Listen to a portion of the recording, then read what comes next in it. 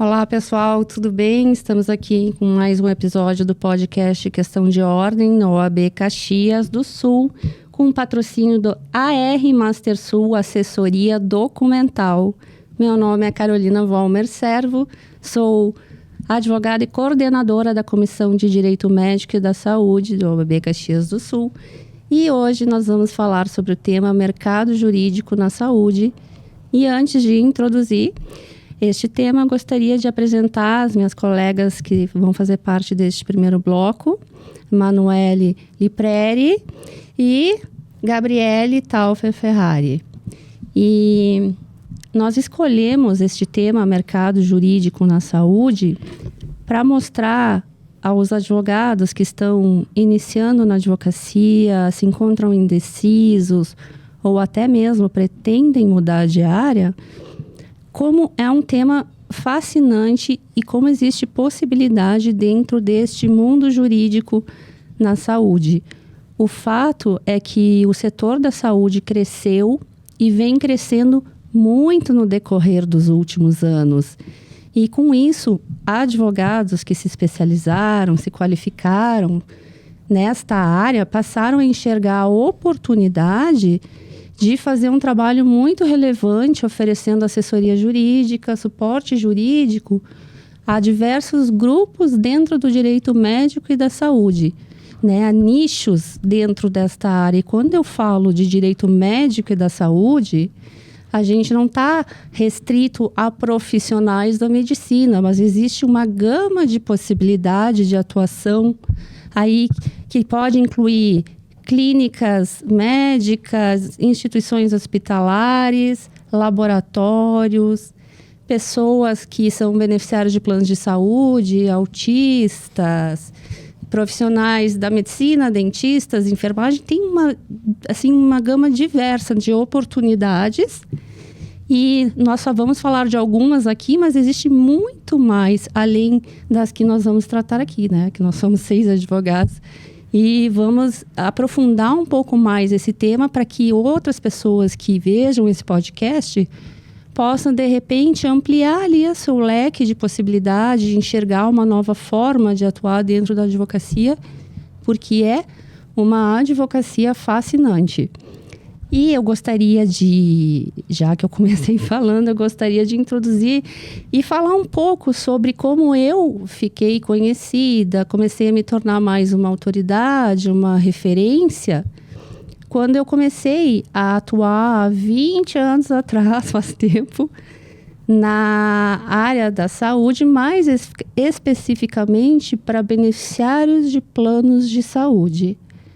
Na época em que eu comecei a atuar, caiu um caso no meu colo extremamente complexo, delicado, onde um menino de apenas 7 anos de idade havia se acidentado e teve sequelas cerebrais terríveis, assim. Então, ele precisou de uma cirurgia com um único especialista que tinha no Rio de Janeiro e a operadora não quis cobrir, né, a cirurgia dele, que era caríssima.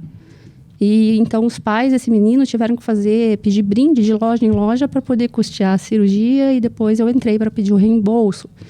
Mas o que eu quero mostrar? Que naquela época, 20 anos, não tinha pouquíssimos advogados que atuavam nessa área, e do outro lado já tinha uma operadora de plano de saúde com uma equipe jurídica fortíssima, com advogados muito competentes. Eu, por exemplo, quando comecei, sequer sabia que tinha lei de planos de saúde, resoluções normativas, atos administrativos, que tinha uma agência reguladora que tratava da saúde suplementar no país. E, a partir disso, eu pude perceber que tinha uma demanda muito grande para outros casos também de beneficiários de planos de saúde. Então, não só o caso desse menino, mas aí começou a aparecer pessoas que tinham reajustes abusivos das mensalidades, que não conseguiam contratar seus planos de saúde por causa da idade ou porque tinham uma doença pré-existente. Casos de pessoas com autismo que precisavam da terapia ABA e de terapias bem específicas para conseguir fazer seus tratamentos. Pessoas com câncer que precisavam de quimioterapia, radioterapia, e aí tinham barrado o seu acesso, né? Então, eu quero mostrar aqui, e tem outras possibilidades, tá? Esses são só alguns exemplos. Mas o que eu quero mostrar é que existe uma gama de possibilidades de atuação, onde o advogado que vai atuar nessa área tem uma função social muito relevante. A gente tem um trabalho, eu vejo essa área como assim, os pacientes, os beneficiários de planos de saúde que chegam para ti como advogado, eles te veem como o último recurso, a última esperança da vida deles. Então, o que eu considero importante, né? No decorrer desses últimos anos, houve muita mudança jurisprudencial, de leis, está ficando mais difícil atuar nessa área, né? Em função dessas mudanças, de um pouco de resistência. E aqui que eu quero destacar um ponto que eu considero muito importante, que não basta apenas achar que para atuar em planos de saúde, basta alegar Código de Defesa do Consumidor e jogar para o judiciário decidir. Por quê? Porque quando você passa a atuar nessa área e você conhece bem, você, além de agregar valor ao seu trabalho, de poder cobrar bons honorários, né? Porque é um trabalho muito complexo, muito delicado, o seu cliente, ele passa a te ver como uma pessoa de muita confiança, que ele vai jogar a saúde e a vida dele nas tuas mãos.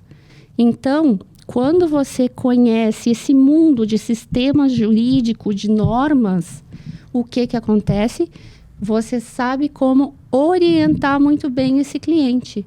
E o orientar não é garantir um resultado, porque nós, advogados, não podemos prometer um resultado, mas nós podemos fazer o melhor para que aquele cliente almeje um resultado adequado e possível ao caso dele.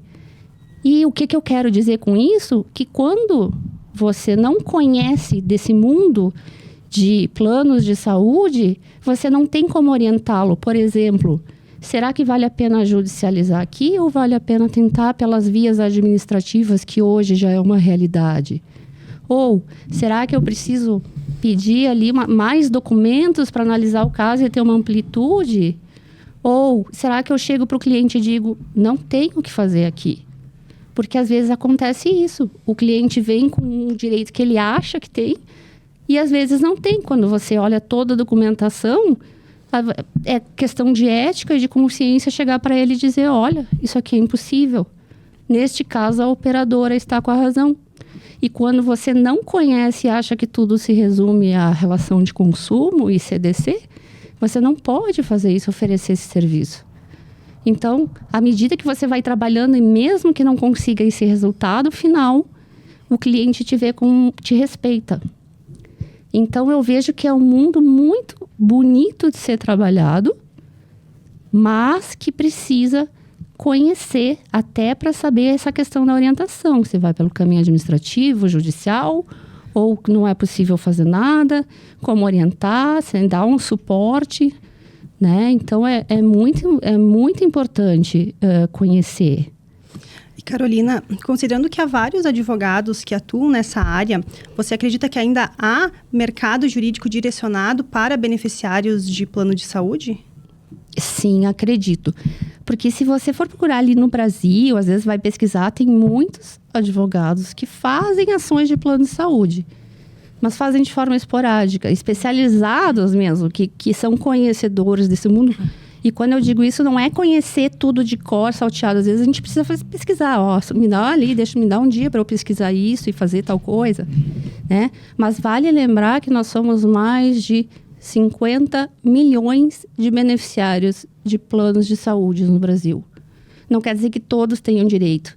Mas, assim, tem muita demanda, tem muito problema que, como eu falei, até pela via administrativa, às vezes, você resolve.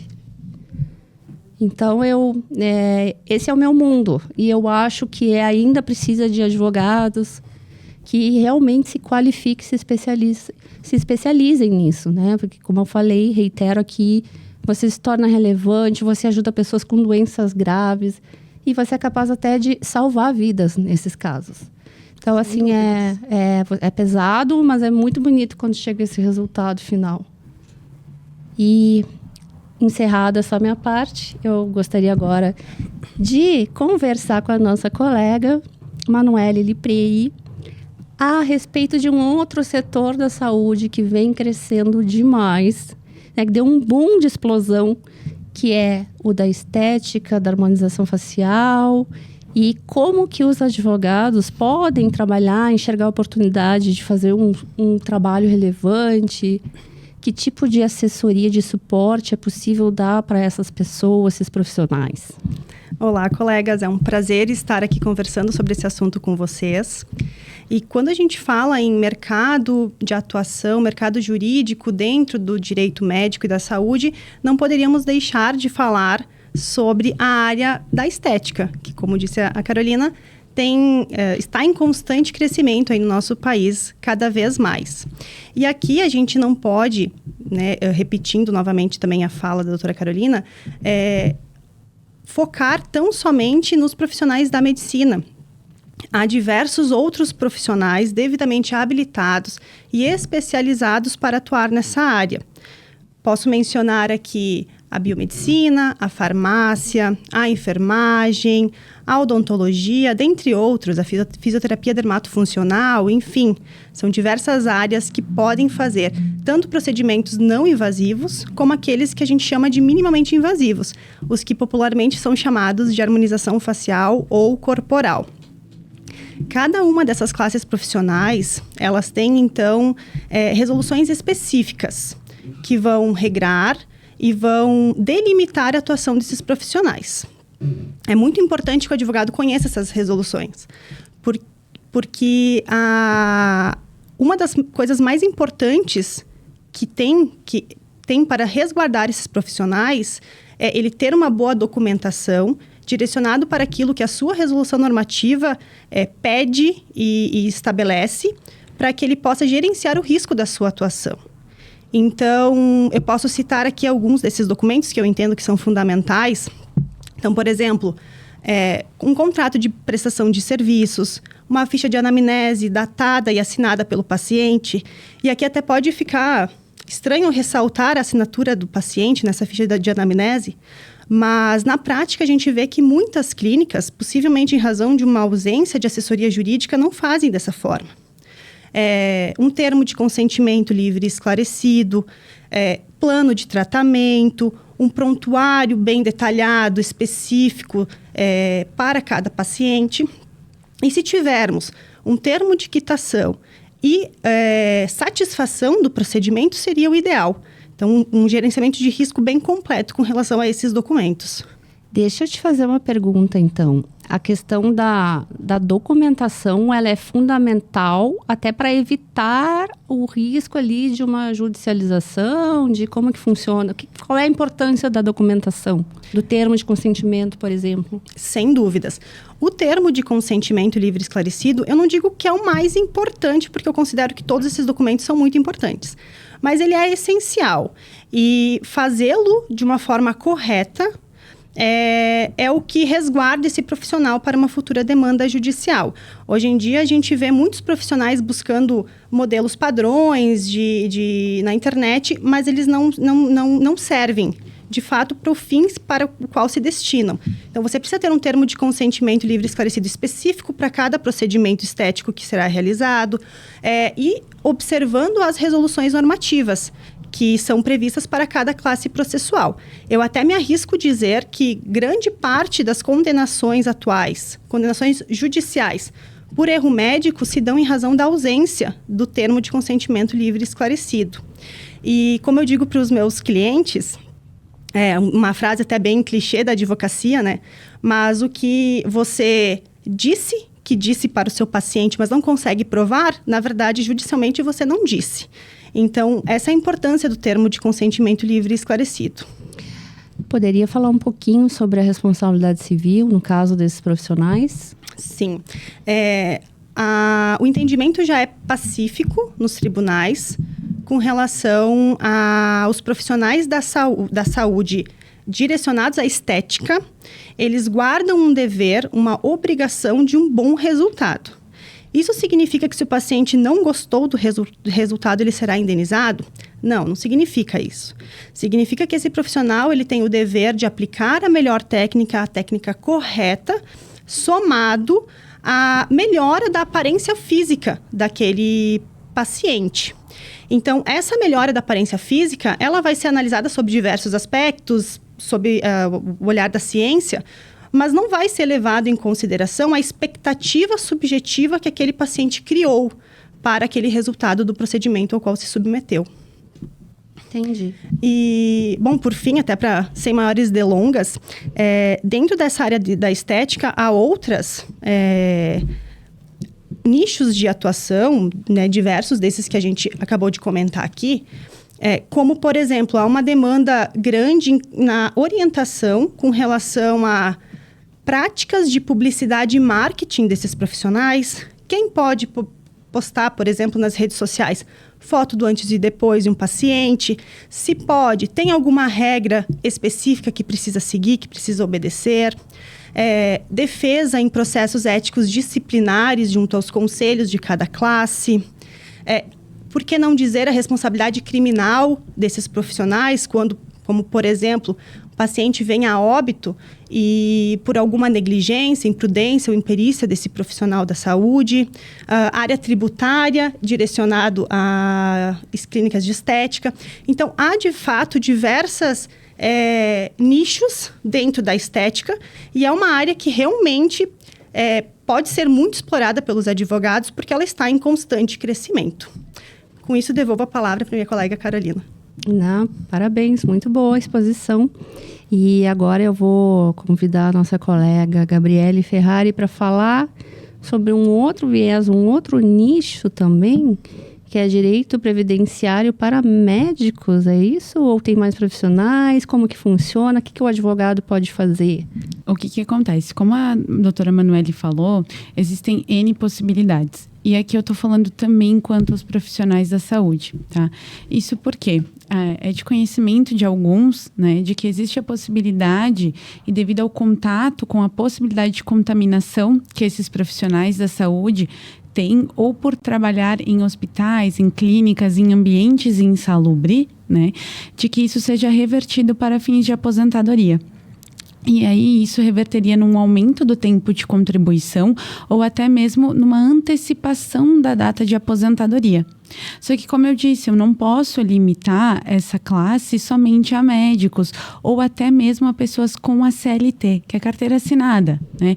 Eu consigo também fazer com que profissionais da saúde que atuem de forma liberal, autônomos, contribuintes individuais, também façam jus desta antecipação de aposentadoria, dessa conversão de aposentadoria ou até mesmo de concessão de aposentadoria especial. Tu poderia nomear, assim, quem são esses profissionais, os principais, com que pode trabalhar? Tem médicos, enfermeiros, temos farmacêuticos, pessoal que, até os enfermeiros que coletam sangue em laboratórios.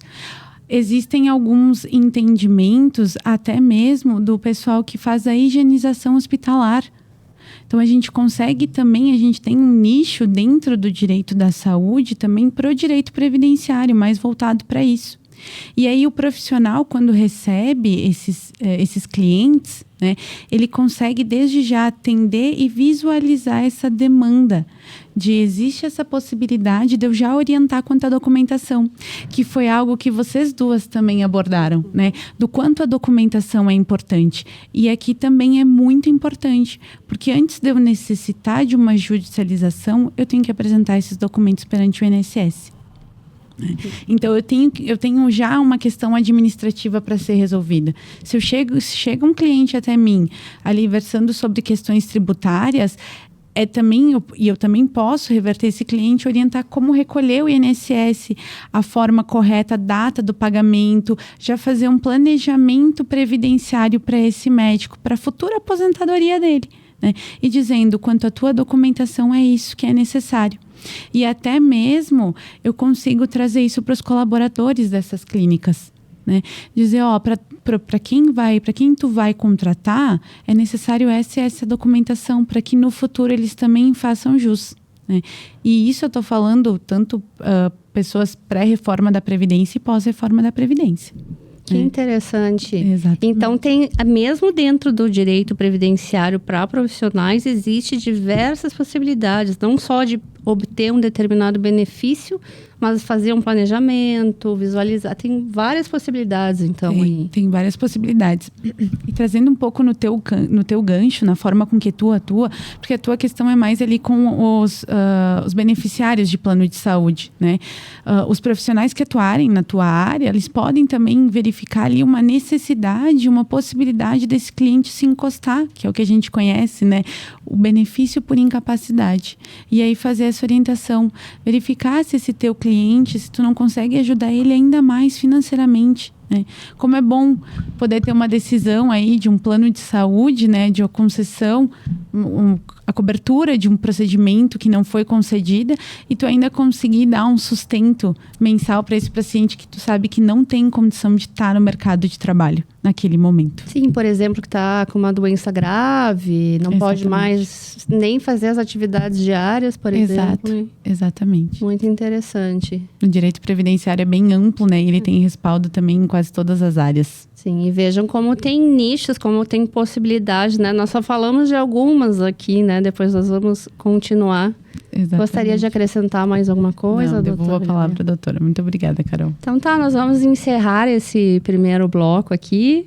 Agradeço a participação de vocês, foi muito interessante. Acho que vai passar ali vai abrir um pouco a mentalidade dos advogados que querem, né? Estão procurando aí algo para crescerem e se destacarem na advocacia. Muito obrigada. Nós que agradecemos. Muito obrigada. Olá, estamos de volta com o nosso podcast Questão de Ordem da OAB Caxias. Agora com os novos colegas da comissão que eu vou apresentar aqui, que vão falar também sobre mercado jurídico na saúde, né, com outras abordagens diferentes daquela que a gente conversou antes. E eu quero apresentar aqui do meu lado direito a doutora Juliana Brits e à minha frente Letícia Pocente e Rafael Almeida. E eu gostaria de começar perguntando para a Juliana,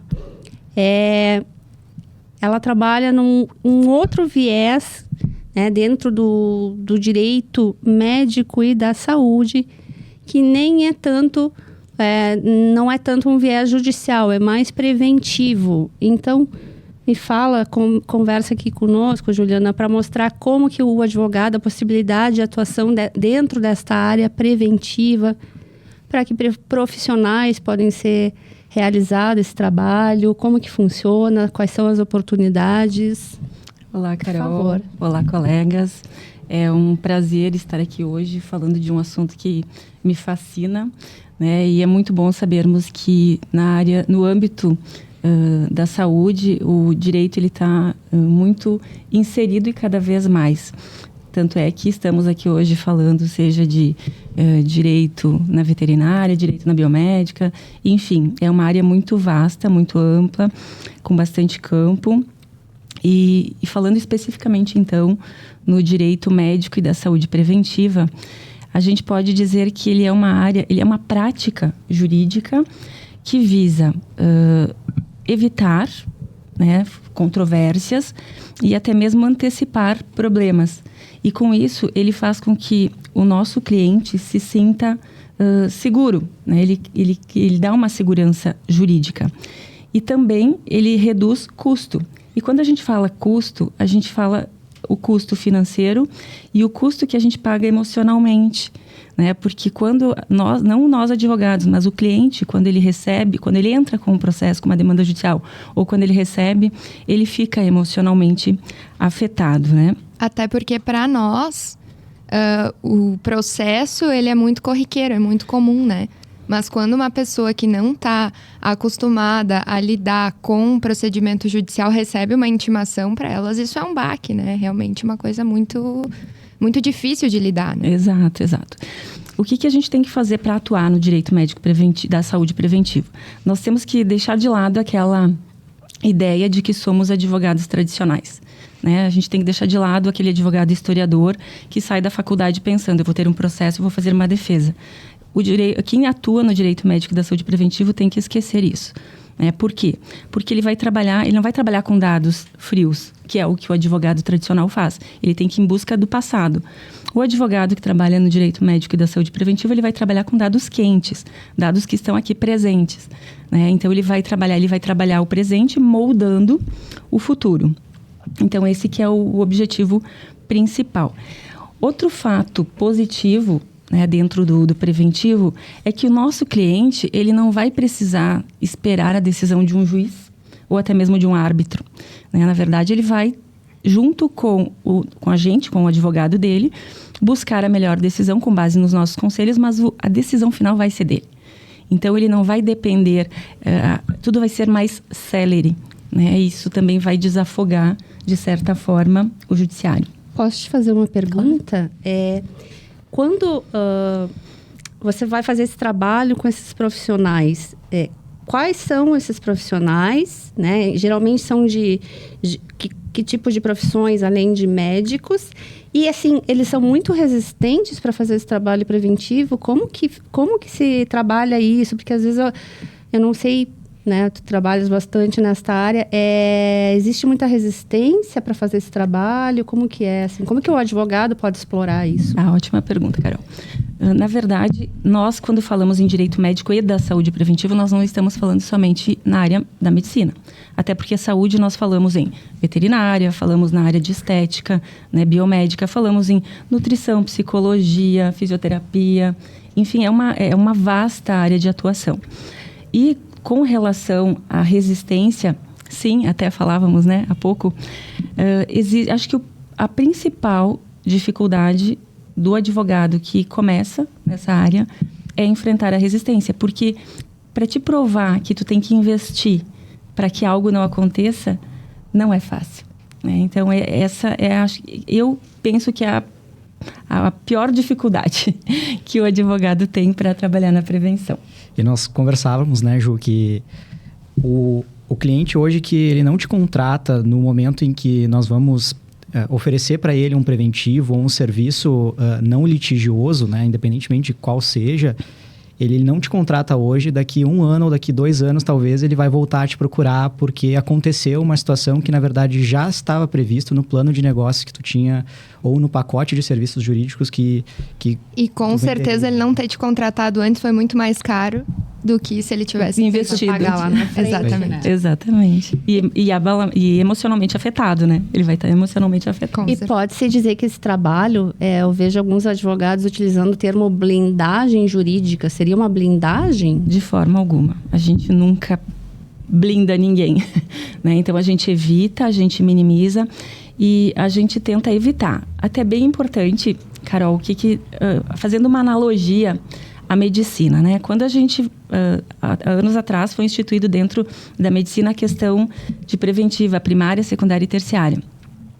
E muita gente não entende como é que se dá isso no direito médico e da saúde preventiva. Então, acho que é importante até sinalizar para os colegas que quando nós estamos dentro da medicina, a gente faz aquela parte pré-clínica, a clínica e a pós-clínica. Dentro da pré-clínica, a gente vai anteceder a doença. A gente, né, previne, a gente faz ginástica, enfim, falando em saúde. E aí, no momento que a gente chegou na clínica, a gente tem que conhecer a doença. O nosso médico vai ter que conhecer a nossa doença.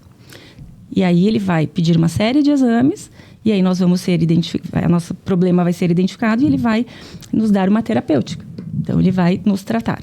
E a fase do pós-clínico vai ser, dentro deste tratamento, o que foi, se foi positivo ou se foi negativo, esse tratamento.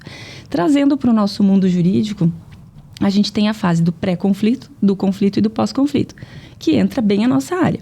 O que é o pré-conflito? Que é o trabalho que a gente faz para enxergar o cenário, visualizar os dados quentes, né? E evitar que se chegue num conflito. Por isso que não há blindagem. Então, no momento em que a gente chegou, tem um conflito, ok, conhecemos esse conflito, vamos identificar de que forma nós vamos atuar sobre este conflito. E aí, esse conflito, a gente vai resolver ele, seja judicial ou seja extrajudicial. E o pós-conflito vai ser, ou a gente teve um deferimento, né, do conflito, ou a gente vai ter um indeferimento, ou a gente vai ter um acordo. Então, acho que veio bem de acordo com a tua pergunta. E também eu acredito que seja importante falarmos para os colegas que estão nos escutando, nos vendo, que para atuar nessa área é muito importante que a pessoa goste de saúde, né? Porque tu vai trabalhar, tu vai imergir no mundo de saúde. Então, o profissional, ele vai ter que estar aberto, ele vai ter que ter uma visão sistêmica, ele vai ter que saber que ele vai ter que lidar com várias legislações, seja da psicologia, seja da veterinária, seja da medicina, enfim, seja da ANS, da Anvisa. São muitas frentes que ele vai ter que atuar. E então ele vai ter que ter uma lateralidade bem importante. E é importante também, muito bem colocado isso, que ele conheça daquele negócio em que ele vai. A gente, é muito importante conhecer, né, as normas ali dos conselhos, tudo, mas também como funciona aquele negócio para ele poder fazer esse mapeamento de pontos cegos, não seria isso? Ele vai ter que entrar no mundo do processo do cliente. Então, ele entrando no mundo do processo, porque ele vai ter que conhecer os processos. Ele não vai ser só a questão legal, ele não vai ser só a questão processual, ele vai ter que entrar na questão administrativa e também ele vai ter que conhecer o mundo que cerca o nosso cliente. O nosso cliente, ele não é só cliente-paciente, não é só o cliente e o paciente. Vai ser o cliente, vai ser o fornecedor dele, vai ser o hospital que ele atua, vai ser o plano de saúde para qual ele presta serviços. Então, é um mundo complexo e ele vai ter que estar aberto a aprender tudo isso. Por isso que a gente fala que se exige muita qualificação, não dá para se aventurar seja em que área for do direito, né? Especialmente nessa da saúde. E também precisa ter humildade, né? Para que quando chega alguém solicitando essa tua assessoria, tu possas dizer, não, eu tenho um conhecimento global, mas eu preciso me aprofundar dentro dessa tua área. Nós temos que conhecer tudo, né? Sim, não, ninguém conhece tudo. E eu te digo, nós aprendemos todos os dias. Por mais que a gente atue há bastante tempo, nós aprendemos todos os dias.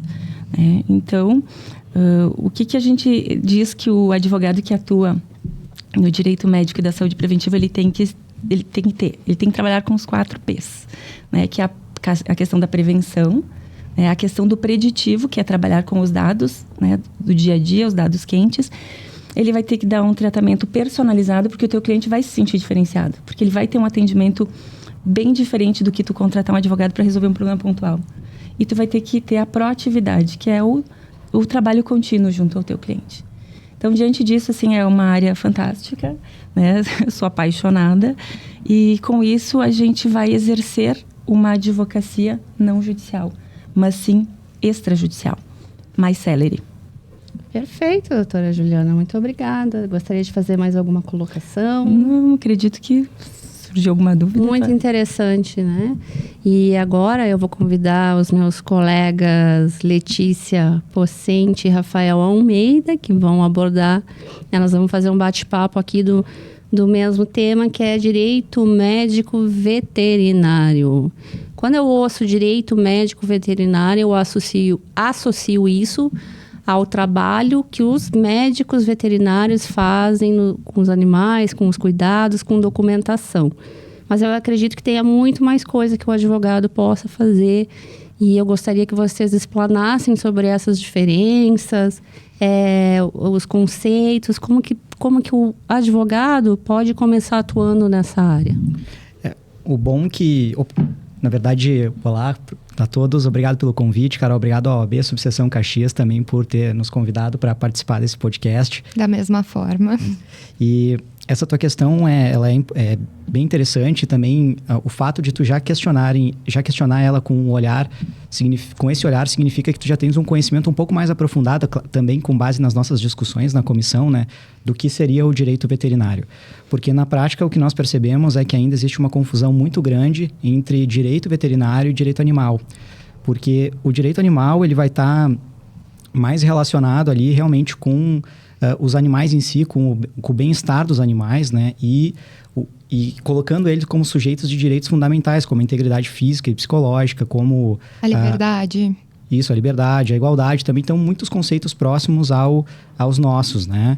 E aí o direito veterinário, por outro lado, ele já vai estar mais vinculado aos direitos e deveres do médico veterinário, né? Ou dos profissionais da medicina veterinária, e também os aspectos ali técnicos, sanitários, éticos, né, da profissão, os aspectos empresariais. E quando a gente fala especificamente, né, de direito veterinário, nós como advogados já colocamos também esse aspecto legal em cima da prática veterinária, do direito veterinário, né? Então, a gente sempre faz essa distinção porque nós percebemos nessa primeira abordagem com os médicos veterinários justamente isso, né? Que eles ainda não têm muito bem definido como já tem um direito já cuidando dessa profissão, né? Então, é bem interessante. Existe muita demanda judicial em face de médicos veterinários? Então, a princípio, né, isso é até uma coisa que nós íamos comentar mais para o final, mas de uma análise jurisprudencial que nós fizemos até aqui no Tribunal de Justiça do Rio Grande do Sul, hoje judicializados com os termos veterinário, veterinária, ou médico veterinário, né, nós temos 1.435 precedentes hoje, né? Então, isso significa que, claro, ao longo de muitos anos, né? Então, nós temos a primeira jurisprudência no Rio Grande do Sul é de 1965.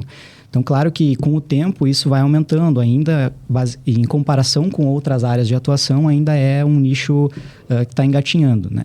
Até porque quando nós falamos nessa atuação também, a gente fala que não dá para sobreviver só com o litigioso, né? Se eu dependesse hoje de oferecer uma defesa num processo litigioso para um médico veterinário, faltaria processo ali para conseguir sustentar toda a estrutura do escritório. Se presume, então, que no caso, por exemplo, da doutora Juliana, que trabalha para profissionais da saúde, assim também os médicos veterinários precisam de uma gestão administrativa, um trabalho preventivo bem feito. Como que é a questão que se dá com as clínicas, essa organização, essas questões empresariais, assim? Então, principalmente, a gente vai ter o direito preventivo, sim, e muito mais em clínicas veterinárias quando a gente estiver falando de animais de pequeno porte do que quando a gente estiver falando de animais de grande porte. Porque ainda os animais de grande porte, como cavalos, vacas, enfim, eles são muito vistos como objetos, como uma propriedade de lucro. Então, a gente vai estar mais focado agora nessa questão, inclusive, da judicialização para animais de pequeno porte, porque hoje eles já fazem parte da família das pessoas. A gente vai ver, inclusive, no direito de família sendo discutido acerca de guarda, de pensão já de animais. Então, isso vem junto com a tutela jurídica ali na questão dos direitos à saúde animal.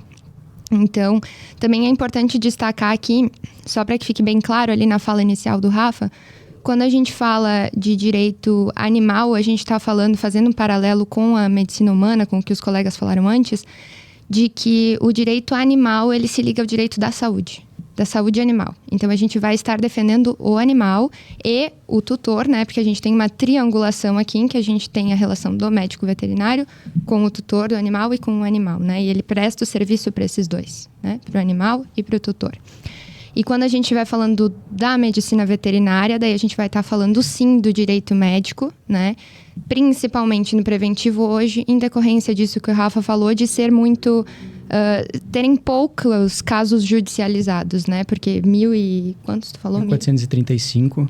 Então, 1.435 desde a década de 60 é pouco, né?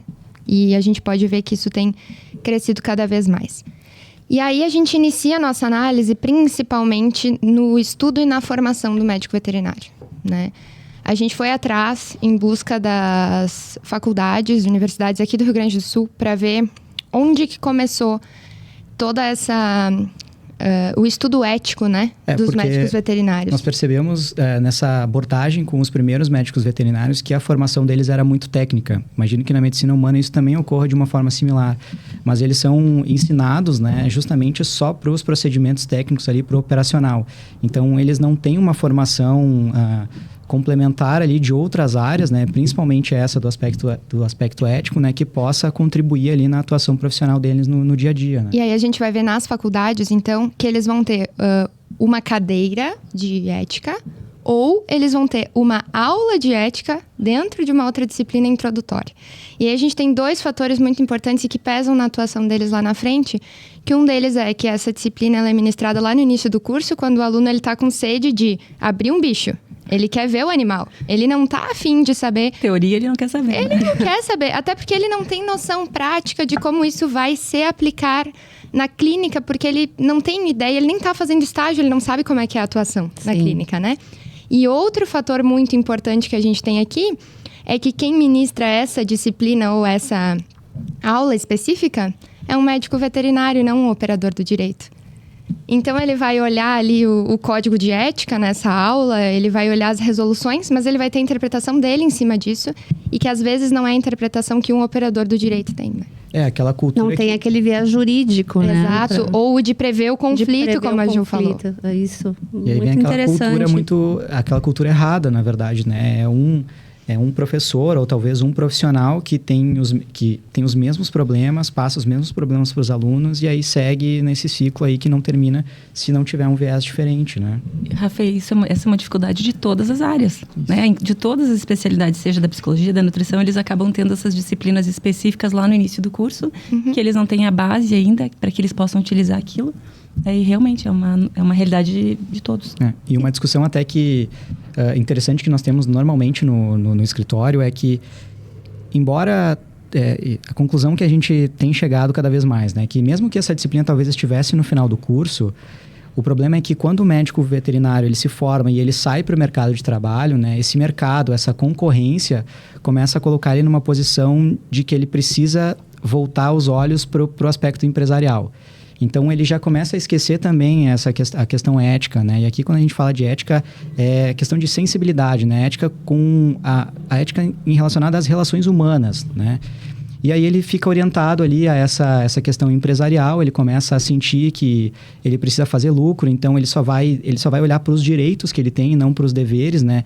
Então, eu só vou atuar aqui se eu ganhar isso e eu não vou atuar porque eu estarei perdendo alguma coisa nesse caso, né? Então, eles esquecem completamente outras técnicas ali ou outras áreas que eles precisam olhar de forma conjunta, principalmente a ética. Quando tu fala dessa questão de ética e de cuidado, seria, por exemplo, como dar uma notícia do falecimento de um animal, de como que funciona?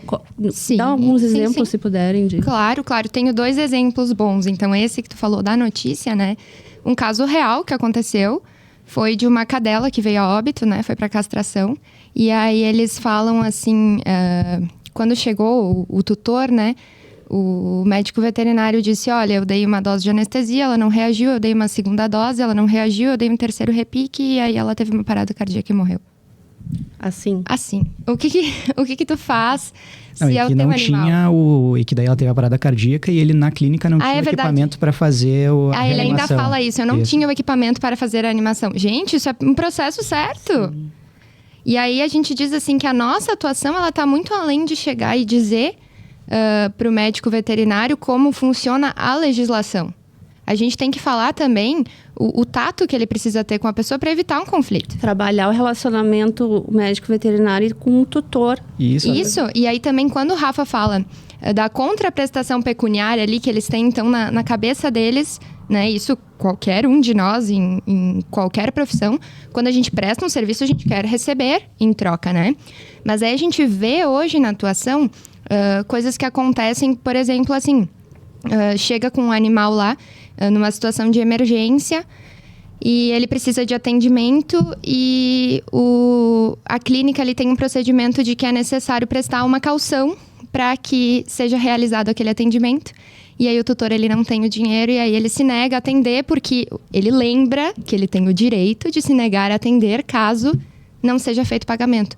Mas ele esquece que se esse animal estiver em risco de vida ou se não tiver outro médico veterinário que tenha a especialidade dele, que possa atender tão bem quanto ele está infringindo. Está sendo omisso. Ele está sendo omisso. Assim como ocorre na medicina, né? Exatamente. E às vezes na mesma situação, né, que nós já tivemos uma situação específica envolvendo isso, é que na mesma situação o médico veterinário consegue incorrer em 2 infrações éticas disciplinares e consequentemente depois ser réu num processo de indenização. É que então ele condiciona o atendimento à prestação de caução, né, ou aquele pagamento ali, e aí então num segundo momento, então ele atende e em um segundo momento, quando o tutor vem buscar o animal a partir da alta, dinheiro. O cliente ainda não tem o dinheiro, ele não conseguiu levantar ali o valor e ele não consegue pagar. E aí o médico veterinário ele retém o bichinho até que o valor seja pago. Então, em uma mesma situação, ele consegue errar 2 vezes, né? De uma forma gravíssima, inclusive. Cárcere privado. Exato. E aí, quando a gente fala, né, na equiparação da medicina veterinária com a medicina humana... Tem muita relação. Não, mas imagina se é o teu filho que vai para um hospital e eles retêm o teu filho humano no hospital...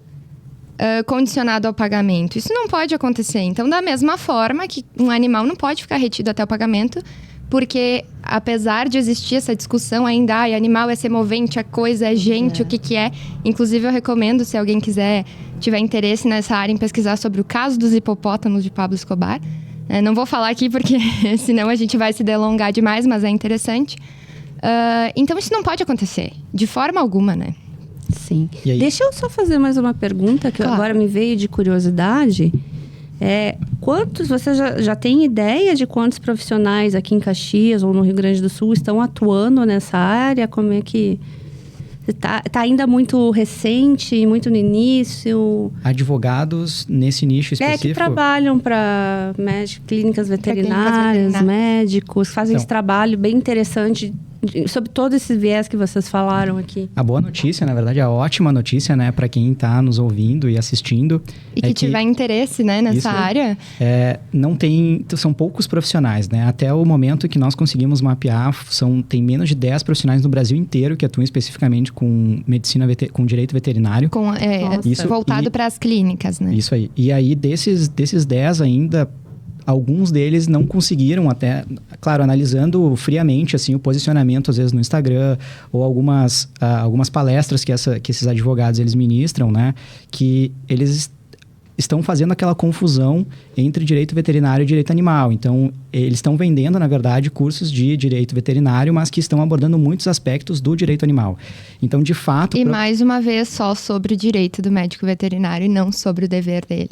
Isso aí. Então, assim, profissionais mesmos, nós poderíamos reduzir o número no Brasil hoje de 5 advogados que atuam fortemente com uma atuação, assim, específica nessa área de especialização, que é o direito veterinário. Então... É um mercado a ser explorado, então, ainda bastante, né? Não só pela área tá engatinhando ainda, né? Mas porque não tem profissionais aí. Então, assim, é um mercado incrível, né? Não, e quanto mais a gente incita mais esse mercado, mais...